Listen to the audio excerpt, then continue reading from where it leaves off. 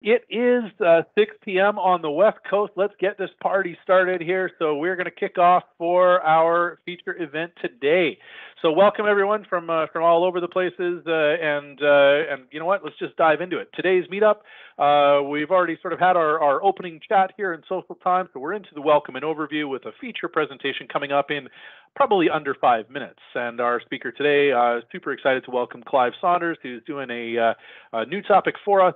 We've never had Clive with our group here before, so really excited to welcome a new speaker to our little platform here. I want to shout out to our sponsors here. These are the ones that make everything happen, the ones that actually go through and make sure that we still continue to do events. Excel Guru, my company, is the one that actually sponsors these, helps find the speakers and put the whole thing together. SkillWave is our online training division where we actually have just amazingly awesome courses, if we don't say so ourselves, on working with Excel and business intelligence.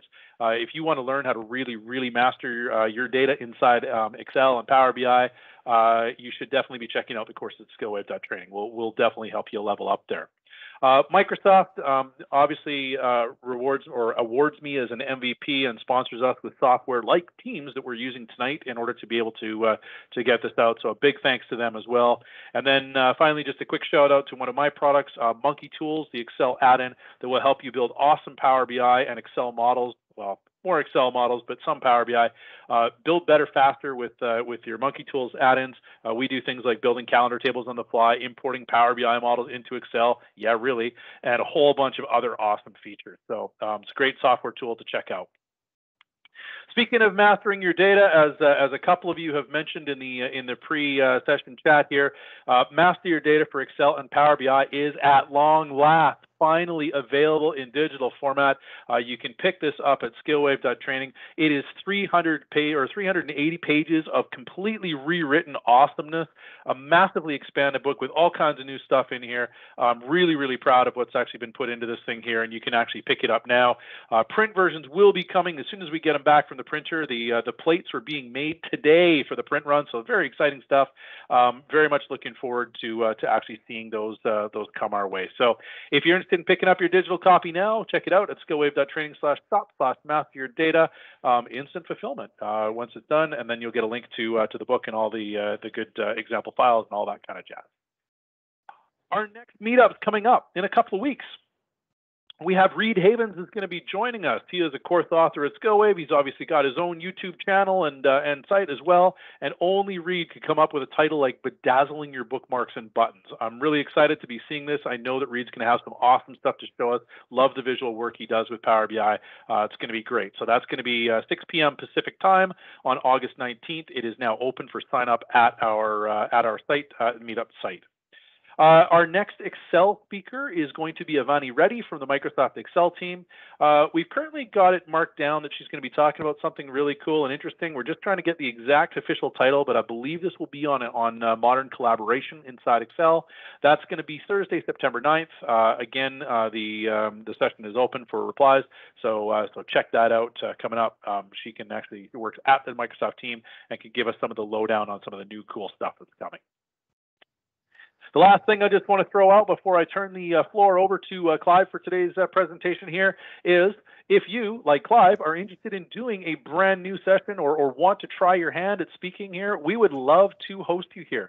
There's a nice little survey to go and fill out. This gives all the information that you need in order to get this thing onto our platform. We reach out, we schedule you to put it on, and as Clive can tell you, it works because this is how he actually got connected with us. And on that note here, I just want to sort of, round out and say on this that we love having new speakers. We're definitely interested in more. If you've got some cool stuff that you've been working on, we would love to host you and actually hear about some of those things. It's always awesome to welcome new people to our platform. At this point, I'm going to fade to black on this one. And Clive, I'm going to turn it over to you. If you want to share your screen, it is now time for your feature presentation. So, okay. Can you see my screen? I can see your screen. That is fantastic. It says double dating with Clive Saunders. There we go. Fantastic. How about that? That's good. Okay. Well, thanks, Ken. Good. Yeah, thanks, Ken. It's good to be here. And welcome to Clive, everybody. Clive, I should just mention one thing here, just for all of the attendees that are actually here as well. Clive and I discussed this beforehand. As far as questions go today, I will moderate the chat and watch what's going on in there. So if you have questions and throw them in on the chat, then I'll just interrupt Clive and pass on your questions for it, moderate those for him so you can focus on the presentation side. Now I'm going to be quiet. All right, it's all yours, Clive. Okay, good. Thanks. Yeah, welcome everybody, and thanks for coming along today. So. Double dating by me, Clive. So just a little bit of background to who I am. I did pure mathematics at university as well as a bit of secondary school teacher training, but flying solo with teenage boys and girls was just a little bit too scary. So most of my professional career has actually been as a quantitative analyst, financial engineer, sometimes referred to as propeller head or rocket scientist, whatever, at some major banks within Australia. So the more sedate, refined, respectful environment of financial markets was much preferred compared with high schools. While I was there, I was looking at models of derivative products, both in pricing and portfolio management. And then later on, I was looking at risk management. So that's market risk if market rates move to extremes, or counterparty credit exposure if a counterparty were to collapse for whatever reason. And I did very, very similar work at those advisory firms. My tool of trade throughout all of that was Excel VBA. After a while, I got a little bit tired of that, so I then quit, and for the past 2 or 3 years, I've been doing IT training on a casual basis, Excel, VBA and Power BI. So in years of experience and whilst training, I've come up with these thoughts on the top 5 skills. So I just thought I'd mention these skills as well as VBA skills before we get into the presentation. There is a couple of links here. So there we go. There's the top 5 skills that I think everybody should know to be successful with Excel. Obviously the reference types, being able to use range names. I like to use a prefix with all my range names. Being able to work with tables, that's a game changer. Power Query, absolute must, I think. I'm a little bit of a late arrival to Power Query, but I've fallen in love with it. And then, of course, there's pivot tables or Power Pivot. Today, we'll be using Power Query for the first portion of the session. And then we'll be moving on to looking at something with VBA. And for that, I reckon we need to be competent, we need to be able to move away from recording, always use option explicit. Again, the prefix convention, breaking up your code by val and by ref, and learn from the masters. And by that, I just mean use your favorite search engine to look up and find things. And that's really how part of this talk came about. I found something useful when I was looking for maybe an improved, not an alternative, an improved version of recursive folder searching. There's also another reason that this talk came about. So that's basically what we're going to be looking at. Early last year, I was asked by the training company that I was working with at that stage to put together a training course for a group of incredibly smart people. And I was a little bit puzzled by why would they need somebody to teach them how to use Excel. I mean, these people had degrees galore, PhDs, some of them had multiple PhDs. They were writing software themselves. But it was explained to me by the team leader that Excel was their interface with the broader organization and the outside world. And they had sort of a sketchy understanding, a very ad hoc understanding of how it worked and what they could do with it. And so she wanted everybody to be aware of some extra features and to have a consistent, solid foundation to take forward. So I put together some thoughts on how to tackle that, both from Excel and VBA. And I also thought that I'd like to teach them a couple of things I really like about Power Query. The top 2 things would be unpivot tables and to do the search through folders to extract information from files, be it workbooks or text files, whatever, and to do that very quickly and very easily. I also thought that they would possibly get information from North America. They'd be sharing with researchers around the world, in particular North America.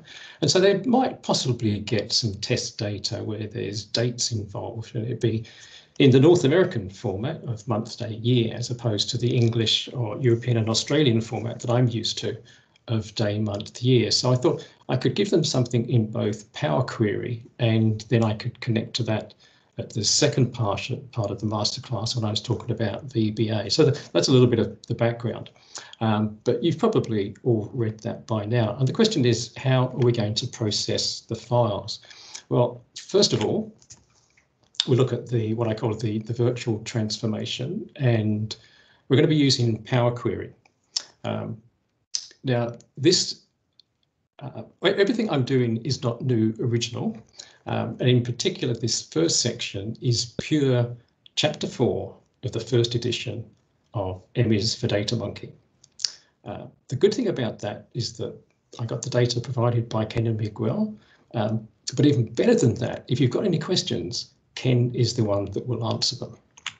So let's get into the demo of actually looking at it. But before that, we'll look at the file structure. What are the files that we've got? We're going to be working in this folder, and we've got all these subfolders below where we've got some files, mainly CSV. I've thrown in a text file as well. What I'm actually going to do, I'm just going to clean this up. Just running a batch file there, because the way that I would show this to the new people learning about this is that I would only start off with one folder with a very few files, and then I'd show how I could add in additional folders. And I should get back here and just open up one of these so you can see the structure of the files. We don't want to see that at the moment, but there we go. So there's the file. Lots of dates, and if I jump down to the end, we can see that it's definitely in the North American format like that, and that also at the bottom we've got a grand total. And I'd like to show them how we can actually remove that. So we'll just get rid of that, and I'll go back to here. So there we go. That's the structure that I've got. And we'll then go into Excel, and I'll start to do the standard procedure of loading in all of this information from a folder. So I'm expecting that because we're all acolytes of skill-wave training, the principles of skill-wave training, that none of this is going to be really new. But try to pretend that you're somebody that's never seen this before, and that you're going to be absolutely amazed by the simplicity and the efficiency of how this all works. So there's the files, and I'd be pointing out to these people that although I started with the data PQ folder, we've actually come down one level below to find 2008. And so I'll do a combine and transform. As I said, hopefully there's nothing new, particularly exciting here. And then I just go through the process, explain that it's probably best to start off with the first file, but if I wanted to, I could select any of the others. But in doing this, I can see, in addition to what I can see in the data preview, that I'm going to be looking at the February 2008 file to start off with. Start to load that in.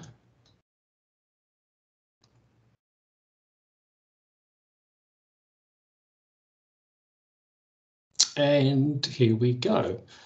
Immediately we've got a problem. That's because my PC is set up for the European date format, and it's not handling the conversion.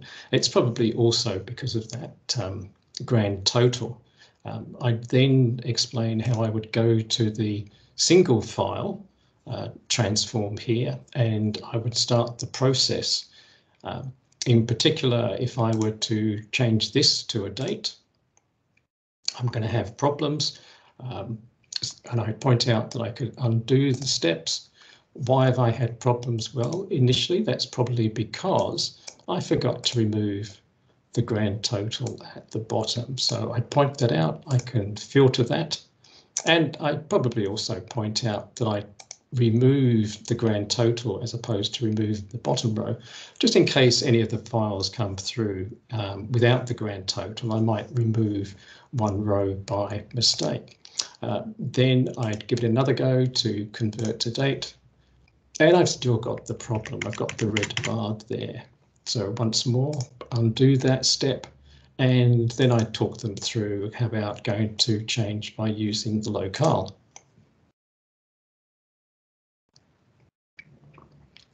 Sometimes my laptop just takes a little bit of time to get there. Here we go. And so, yeah, I'm just going through exactly as I said, chapter 4 in Images for Data Monkey, going through the whole process here, changing it to United States, just checking the date format that I can see as a sample, click OK, and immediately it's much, much better. Then moving on to the aggregation part of the whole process, I would then just go through, starting at the beginning and checking the stages so they can see what happens, and that's okay. Now we're probably going to be losing the extension column here, and at this point I might do something I shouldn't do. Click on the extension there, show them the transform, how I can applicate this. In part, I'm just going through some of the features of Power Query to make them aware of what's here, but also I want to make sure that they know that I can filter at this stage. So I take out the TXT file. That's for future, and there's additional files coming through. We've now got safely protected. It will only look at the CSV files. And then I'd go through to the next steps. And everything is fantastic. And I point out that I could remove this column because I don't need it. I've got the dates already. And I probably shouldn't have removed that column. There we go. No, right, starting from the end this time, do it here. I remove this column. That's better. And probably just change this to, so that's good. Almost there for this stage. And I'd load in 2. I, like a lot of people, only use the connection. So I'll put it to a table, existing worksheet. I never place anything in cell A1, so C5 is going to be good. Click OK. The query does all of its work, and I've got the dates in the correct format. There we go, we've got 3 months. Now, at this stage, I would probably add in the additional data. And again, this is all data that Ken and Miguel provided. So I'll just add the additional data in using batch files. That just shows my age there, possibly. And in readiness for when we get to the VBA portion, I'm just going to copy that folder and I'll rename it. So I'm assuming, Ken, that there's no questions coming through at the moment. That's correct. There's nothing coming through at all on that. Although I got to tell you, man, if you really enjoyed chapter 4 of Images for Data Monkey, wait till you get your hands on chapter 9 in the new book. I tell you, we got the whole combined files experience actually in that, because that didn't exist when we wrote the original book. So there you go. Yeah, no, I'm really looking forward to that. Yeah, I'm sure there's lots to look forward to in the next edition. So yeah, again, just continuing with chapter 4, I've now added in some additional data for 2008. 2009, I've got additional data for H1, H2, and in H1, I've broken it down into the first 2 quarters just to try and get a richer folder structure. And that's exactly the same in the VBA because I've just copied it there.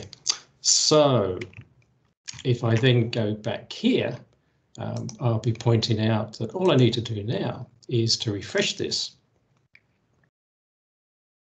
And just simply looking at the data, I can see that without any extra effort, it's managed to go through all of 2009, 2010 and 2008, which is fantastic. As I said, first time I saw this, I just couldn't believe it. It blew my mind away, and could see the usefulness and power of this. And I just love sharing it with anybody that is prepared to listen.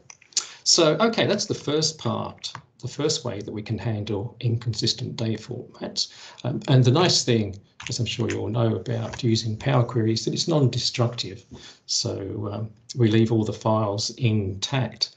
Well, the next approach that I thought I'd show you, modifying the file contents directly, is going to be using VBA.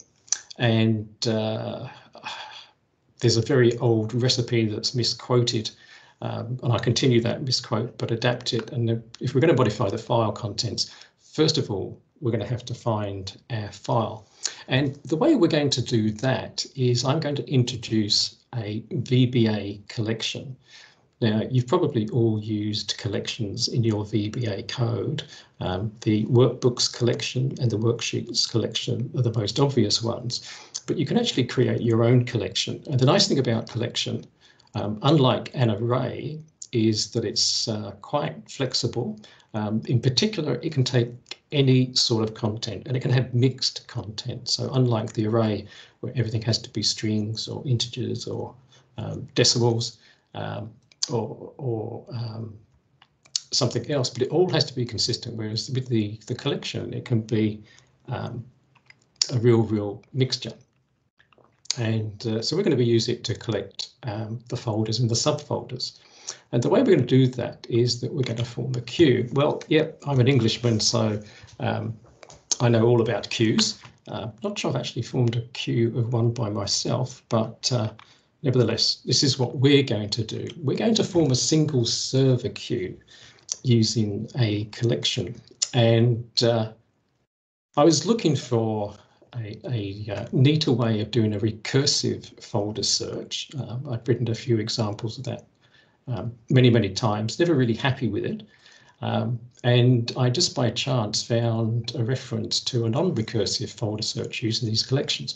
And it just really amazed me, because the way that you do it is you form a queue with that collection, and you start off with just one element. And then what it really puzzled me was the fact that when you moved on, the first thing you did is you took that element away, you dequeued it. But before you did that, you made your first item a working folder. And then once you removed it, you processed the subfolders by adding them to the collection. So over here, I've already taken my top level folder, data VBA, and I've removed it from the queue. But then the next thing that I do is I will add 3 new items, and they're just going to be those subfolders of this folder here. So that's what we're doing. We're processing in a do loop all the subfolders, and then we will actually process the files in our working folder, and we just keep repeating that. So just to emphasize, this is what we're doing. We've got the single server queue. So the front will move out of the queue. So it's a first in, first out queue. And then all newcomers to the queue will join from the rear. And we just keep repeating this process. The top level goes into our working folder. It's then removed or dequeued. All of its subfolders are added to the queue, and then we keep processing like that. So the next phase, and I'm going to show you this very soon in the code, is that I've taken 2009 to be my working folder. That leaves 2010 and 2008. And then to process 2009, I add in those subfolders. So let's have a look and see it actually working. So for this one, we're going to go over to here. So this is just to reinforce the fact that we've got the hierarchy, and we've got, I'll change this to orange. We'll be processing this level first, then we'll be processing this level, then we'll be processing this level, and finally we'll be processing this. It's all taken care of very, very nicely by the collection. So here's my code, non-recursive method of folder searching, and there is where I found all of this good old Stack Overflow. So the way that I write code, typically I will have constants, and then I will have my my variables. Sorry, I didn't mean to do that. I have my variables and my code block, and I never introduce variables below in my code. And it's classic example of code that you would find to get this. So this is where it all starts. You get your first element into the queue, you just add it to the queue, then you set your working folder, and then you remove it. And that's the bit that really puzzled me. But once you start working through, I think you'll see that it's quite an elegant process. So what I've done, I've set up some watches to start off with, and I've got this immediate window to make sure we can see which files being processed when they do come to be processed. And if I just step through this code, I don't want that one, I want this one. There we go. So we've already got one item in the queue. And if I look at some of the information about that, we can see that it's the data VBA folder. So that's the very first item. And then we just step through, we assign that to our folder. So that's appearing here. And then we immediately remove that from the queue. So as I said, that's the bit that really puzzled me. No longer there. But now we come down and we can add each of the subfolders to our queue. So there we go, we've got coming in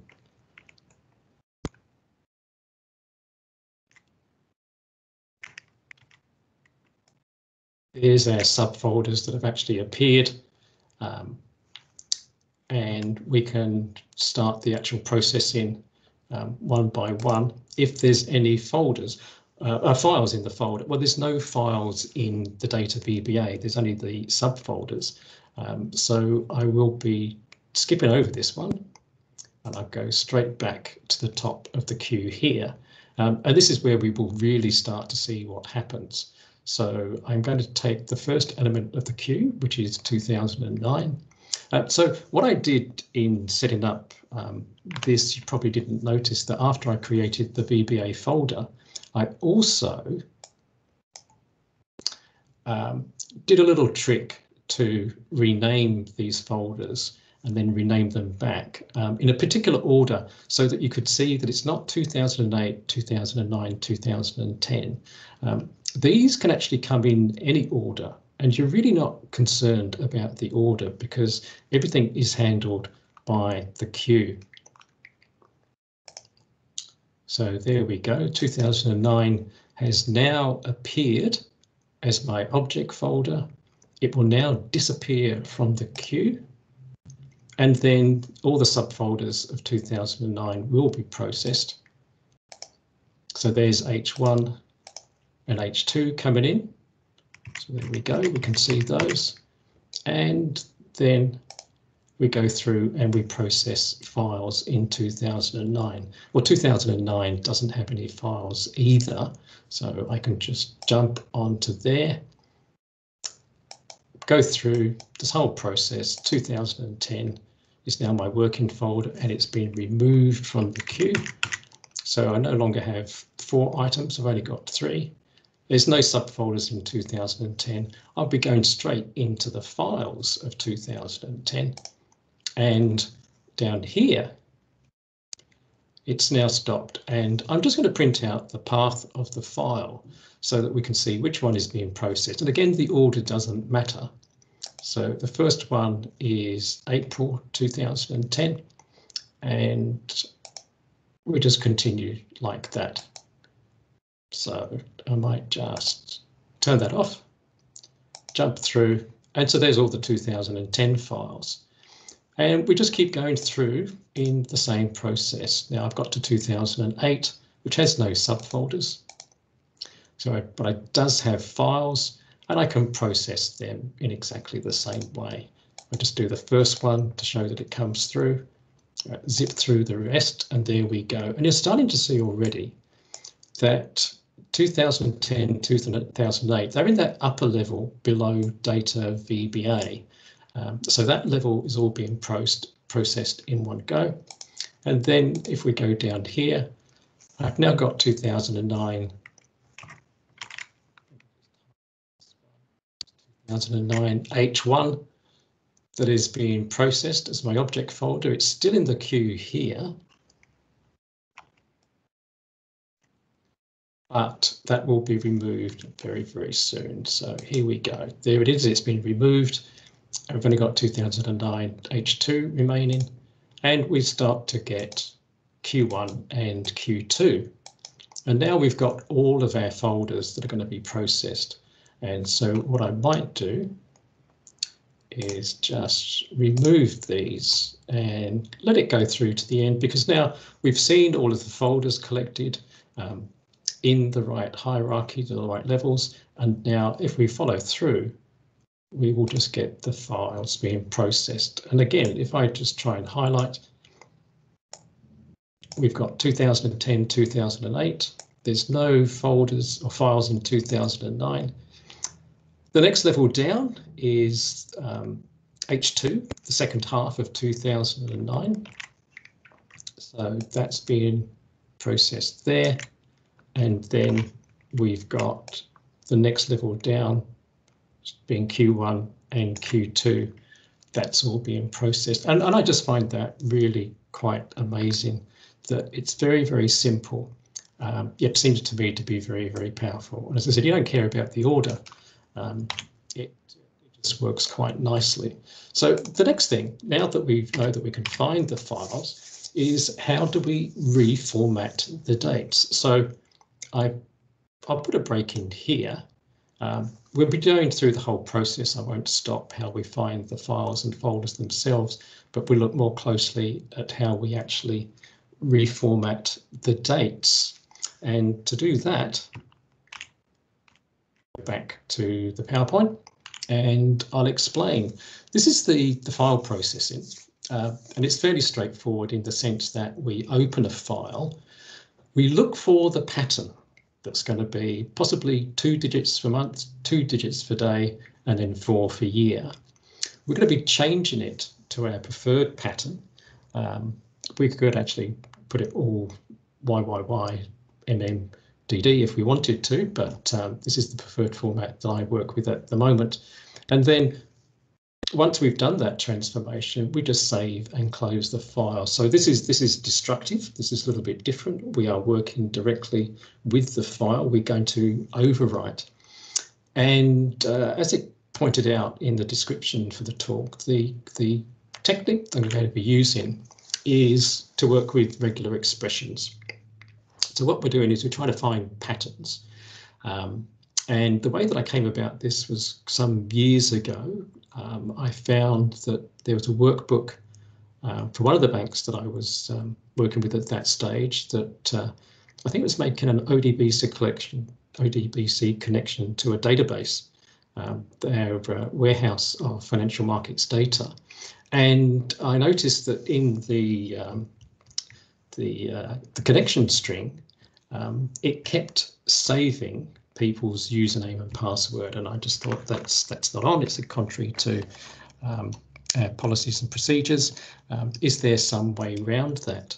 And again, just exploring the web the way you do, I came across regular expressions, gave it a go, it seemed to work. And so I just put in to that connection string a dummy username, dummy password.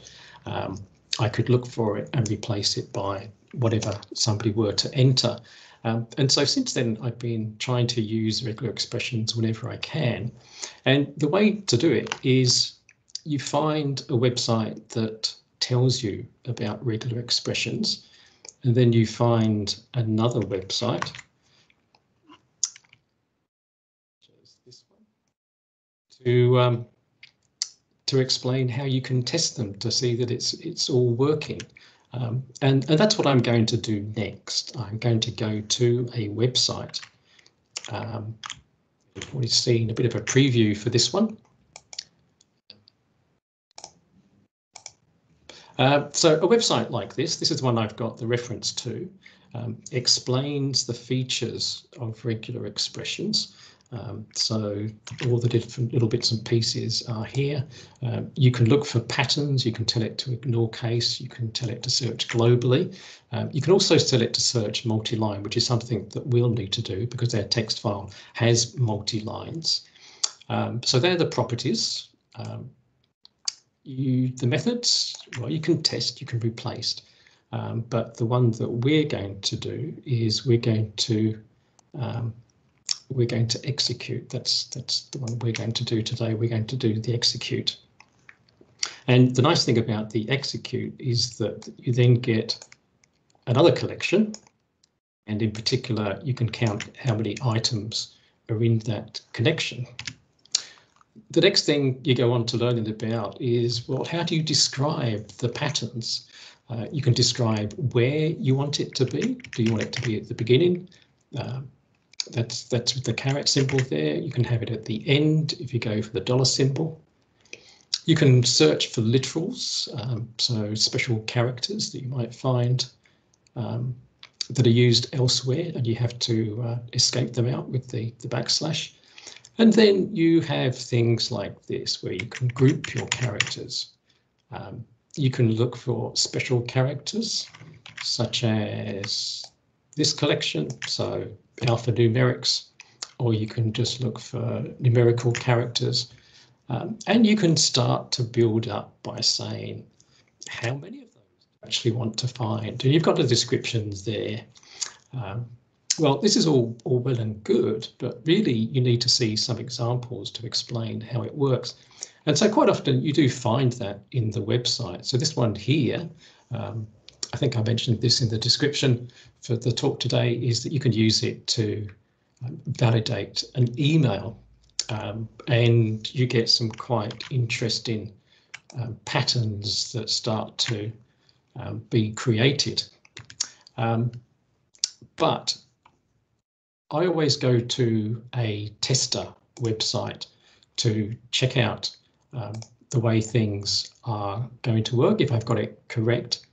And so what I've done is I've taken some sample data from the March file of 2008. So I've got 3 for March at the beginning, and then I've got some days following it. And I'm just going to start building up my regular expression here. And as I do that, I'm going to do a fairly simple expression. It can get more complicated, and I've got an example of that in the code. And the nice thing about these tester websites is that they do often have sample expressions for you to look at and learn from and use. So, I mean, in particular, there's the one for date format that's similar to what we're going to be doing. It's not exactly the same, but you can use that as a guide, and you can get lots of examples if you search around the web. So I'm looking for numerical digits, and that is the backslash lowercase d.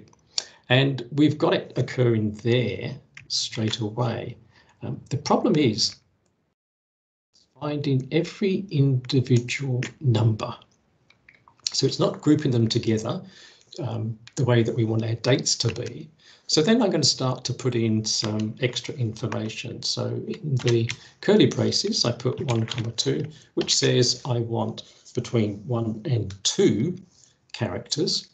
And now I'm starting to get these 2 digits grouped together, and then I get some other groups of 2 there. And so we'll just do some more down there. And you can gradually build up the expression and test it the way you want to see it.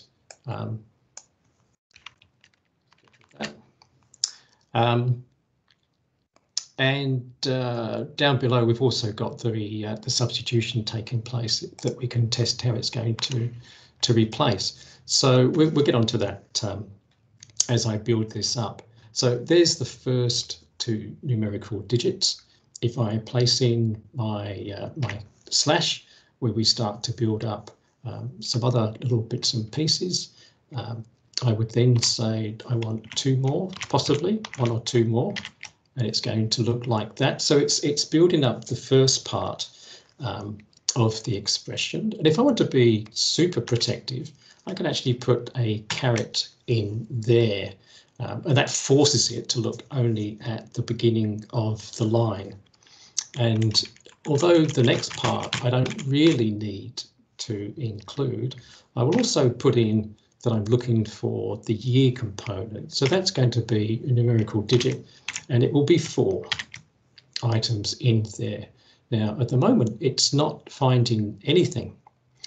So I'm going to check my flags. It's interesting.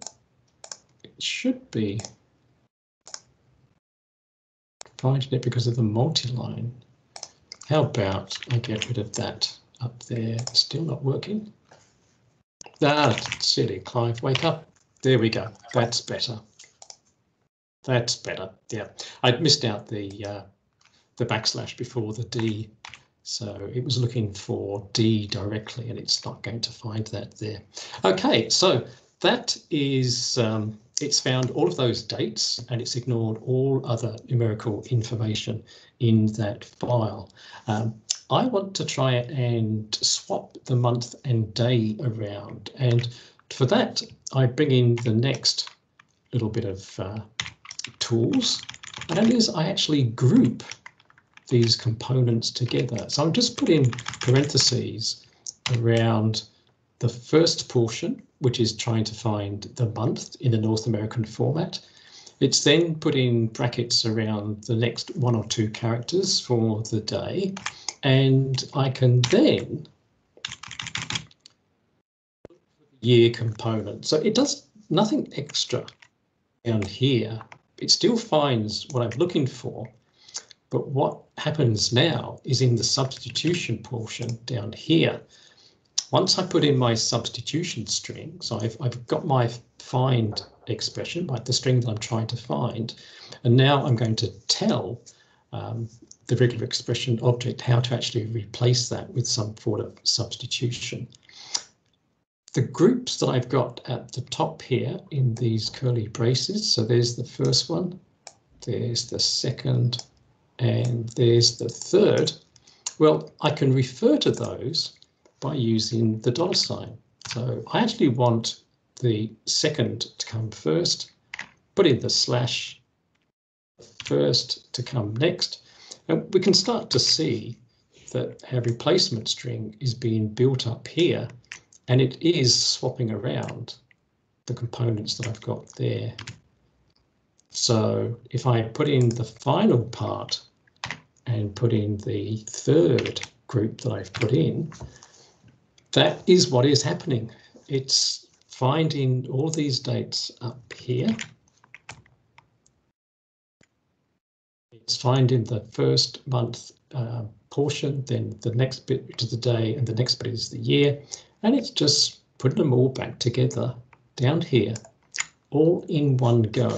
I don't have to find the individual ones one by one. And the regular expression object takes care of all of that for me. So let's have a look at that actually being processed. Exactly the same as before. I'll just get rid of some of these because we don't need them. We'll be looking at some additional expressions to go through. And as I said, I no need to check the folder and file part. I'm just interested in here. So just make sure that I run through. And there we go. We're looking at the April 2010 file. And if I step in, this is the part of the code that's going through.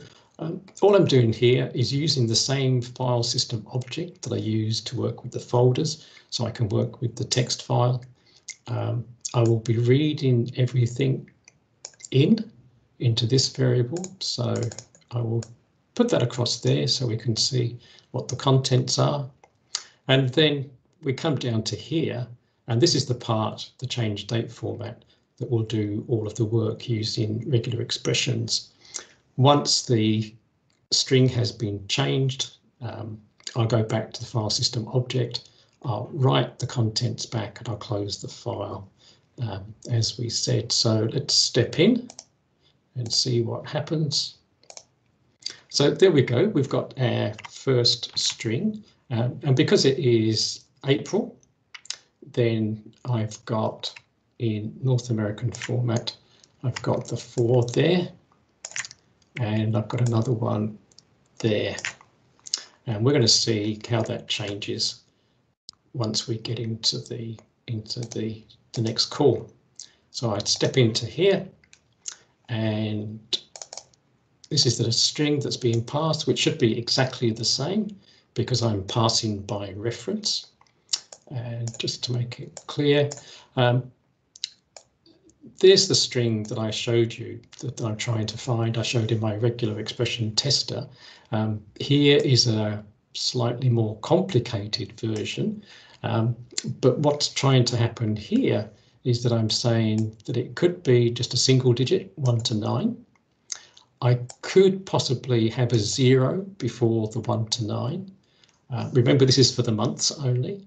And then this third alternative is that I'm looking for the months 10, 11 and 12. So it must begin with a 1. And then in the square brackets, I say it could be between 0 and 2. And I'll do the same thing for the month. It could be 1 to 9. It could be 0, 1 to 9. Or it could be the 1 to 2 at the end there. It probably should be something extra there. Hey, Clive, we've got a question from Faraz. He said, what happens when you get into a scenario where you've got mixed separators? So you've got something that shows up as 01-03-2021, and then on the next line, it's 01/03/2021. Can you handle that? Yeah, you can. So I suspect that what we would do here, I don't think I need to have that. But you probably put in here something like the pipe and the dash. So what you're doing there is that you're saying this portion here, that's going to be the month, and then your separator is going to be the slash or the hyphen, and you would repeat that for the next stage. They can get fairly complicated. I'm not an expert. I always come up with something that I need to do. I go to my regular expression tester and I fiddle around and play, and then I go off and I do a web search to get the intelligence from somebody that's far smarter than me to do this. But the nice thing about the regular expression tester, and there's lots of different websites that will do this for you, is that you can play fairly safely to make sure that what you want to do and what you want to achieve is actually going to happen. And yeah, I think it's, I don't know if calling that vertical bar a pipe is the correct terminology. Certainly in DOS terminology, you'd have, I think that was a pipe command. Yeah, I'm pretty sure it is. I still refer to it as a pipe, and I think that DOS laid the groundwork, and we're stuck with it, I think. That's right. Yes, yes. Yeah. So, if you like, I'm just trying to whet your appetite and possibly get you intrigued and interested in taking this further. I think there's lots of ways that it can be used, and it's quite powerful. But yeah, using that pipe to say you want A or B or C or D as one part of the expression as you go through. And as I said, if I just jump ahead here, by looking through some of these examples that you will find, even if you're looking up about regular expressions or you're going to a tester website, there'll be lots here that show you how to build things up and hold your hand and take you through it. So the main problem I have with all this is that I use it and then I don't use it for months and months and months, and so I have to go back. But if yeah, any other questions while we're here? Nope, doesn't look like it, not at the moment. Okay, okay. So either means everybody's left or they've fallen asleep, or I'm doing a fantastic job explaining this.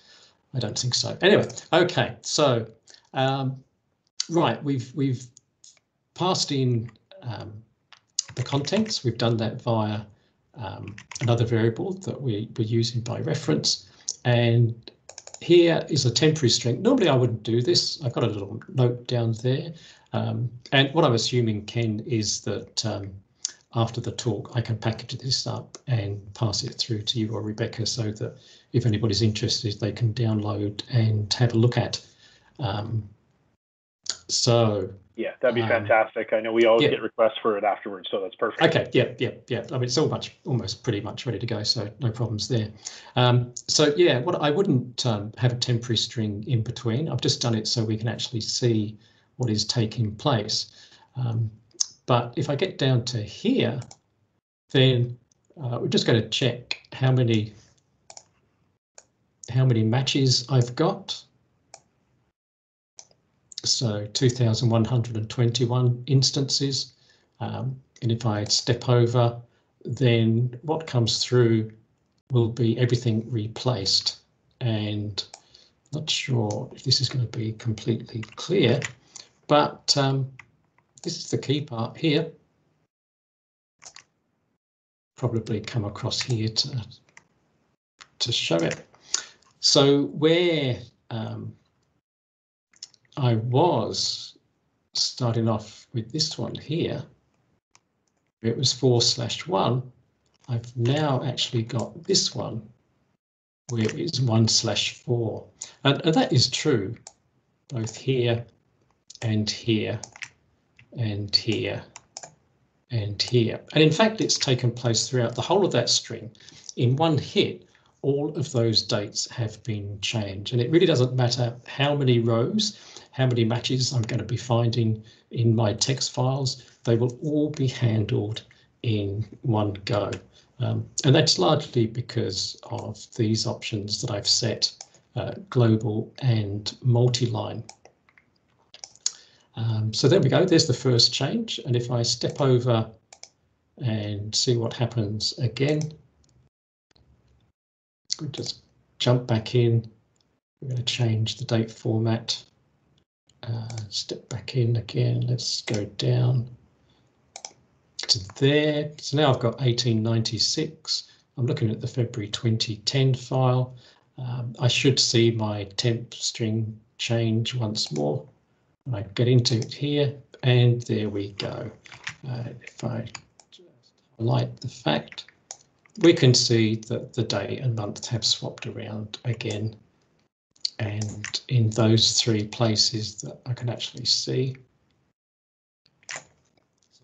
There we go. That's pretty much it, and it just keeps on working. So what I'll do, I'll remove all of the breakpoints, and now when I set it running, we'll just see it keep being processed. Hopefully, there we go. A little bit slower than what we had before, but it's being processed in exactly the same order. All files have been processed, and if I just go back to here, just to prove it, we're going to 2008, And there we go. All of those dates have been modified, and that's almost it. How we can modify the dates into our correct format. And then once they're in this format, we can just load them into Excel and do whatever we would normally pass them on to other systems, whatever may be. So if nothing else, this could be a tool for processing these files as an intermediate stage before going on to another process. Now, I did say that time permitting, I'd return to the fill down example. So Ken, do we have time to do this very, very quickly? Yeah, absolutely. Go for it. Okay, so this is something that Al Chen mentioned back in April, and I'm not going to knock out because I thought Al's presentation was really, really good. And I don't think the emphasis was really on showing a fantastic VBA solution to fill down. I think his emphasis was more on Google Scripts. But the idea was that he was making the point that fill down is something that he may not have access to because of working on the Mac, and so that he put together a VBA script. Well, I did mention at the beginning of the presentation, learn from the masters, and so I don't know, 6 weeks ago, maybe a little bit less, I was cleaning up my bookmarks, in particular, extensive collection of Excel bookmarks. And I noticed I had a folder for Jerry Beaucaire, who I think possibly was an MVP many, many years ago. And I thought, oh, I haven't seen Jerry around for a while. I wonder if I should keep his work any longer.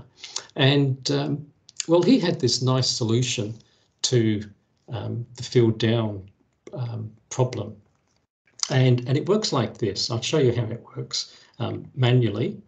And so you just select the whole range, and then you go to special and you find the blanks. Okay, that's good. Now, you may have noticed that I've moved into R1C1 notation here instead of A1. And what that means is that you can write the nice formula like that, and you can do a Control Enter, and everything changes all in one go because you found the blanks and you're using R1C1 notation. Well, let me go back. Here is Jerry's code running. That's what it is.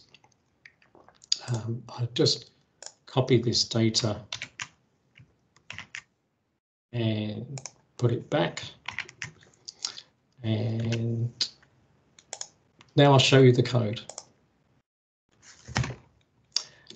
And I just took one look at that and I just thought that is just fantastic. It's obviously somebody that knows Excel, appreciates how to find blank cells, is more than comfortable working R1C1 and can take full advantage of it and can write very simple, elegant, efficient code.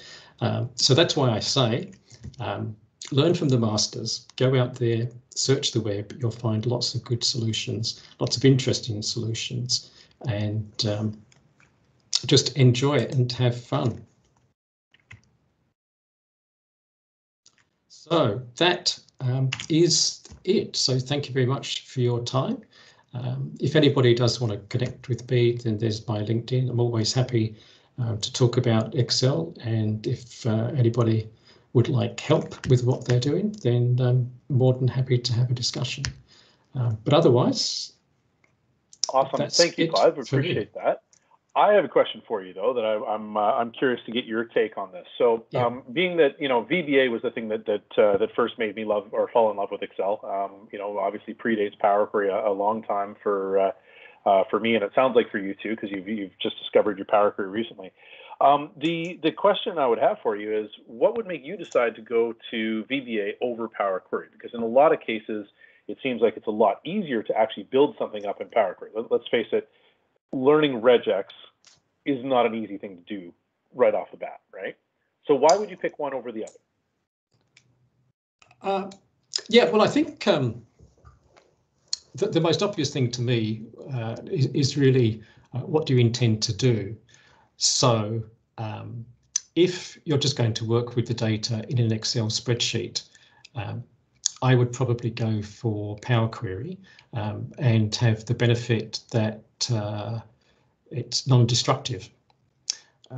If you really wanted to manipulate those files, particularly because they were going to be processed by another system. Now, it's very likely that if you are working with text files that are incoming and need to be received somewhere down the pipeline by an alternative system or another system, and they have to be in a different format. You probably have something far more professional than working with VBA, but regular expressions exists in other programming languages, and maybe regular expressions and some programming solution is going to be the best way to get those processed. So I think it's horses for courses. It's what you want to do.